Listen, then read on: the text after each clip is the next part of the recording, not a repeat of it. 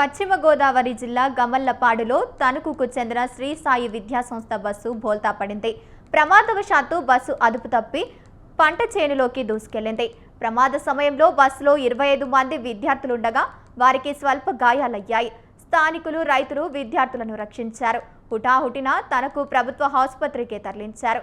ప్రాణాపాయం తప్పడంతో విద్యార్థుల తల్లిదండ్రులు ఊపిరి పీల్చుకున్నారు.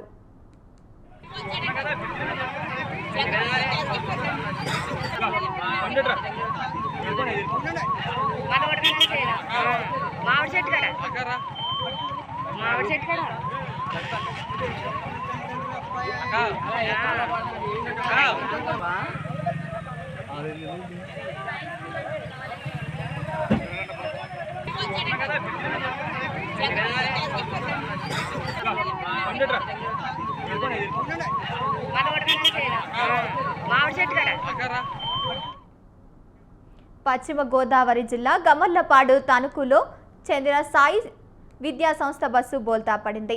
ప్రమాదవశాత్తు బస్సు అదుపు తప్పి పంట చేనులోకి దూసుకెళ్లింది. ప్రమాద సమయంలో బస్సులో 25 మంది విద్యార్థులుండగా వారికి స్వల్ప గాయాలయ్యాయి.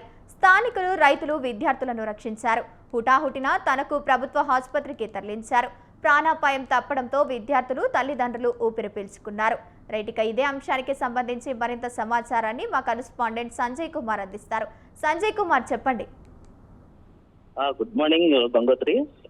పశ్చిమ గోదావరి జిల్లా అత్తిలి మండలం పాలి గ్రామ శివారులో ఈ రోజు ఉదయం స్కూల్ బస్సు ఒకటి బోల్తా కొట్టిన ఘటన తీవ్ర కలకలం రేపింది.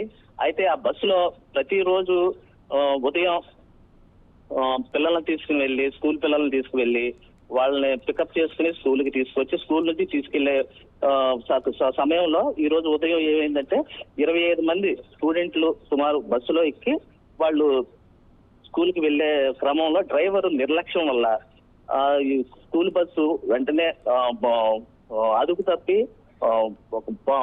పొలాల్లోకి వెళ్ళిపోయి అక్కడ బోల్తా కొట్టడం జరిగింది. దీంతో సుమారు ఒక 20 మంది వరకు గాయాల కాగా ఈ 20 మందిలో మొత్తం పిల్లలందరూ గాయాలైతే దాంట్లో 4గురికి మాత్రం కొంచెం తీవ్ర గాయాలయ్యాయి. అక్కడున్న అయితే ఈ విషయం సమీపంలో ఉన్న రైతులు, కూలీలు ఈ విషయం వెంటనే గమనించి హుటాహుటిన ఆ స్కూల్ బస్సు దగ్గరకు పరుగులు తీసి బస్సులో ఉన్న విద్యార్థులను బయటికి లాగటం జరిగింది. ఈ వెంటనే వారందరినీ చికిత్స నిమిత్తమే దగ్గరలో ఉన్న ప్రభుత్వ ఆసుపత్రికి తరలించారు. దీనికి కారణం ఏంటంటే నిర్లక్ష్యం. అది డ్రైవర్ నిర్లక్ష్యమే దీనికి కారణం అని చెప్పి స్థానికులు గాని, అక్కడ తల్లిదండ్రులు గాని, రైతులు గాని డ్రైవరు నిర్లక్ష్యం మీద ఆగ్రహం వ్యక్తం చేస్తున్నారు. Gangotri. Right, thank you Sanjay Kumar.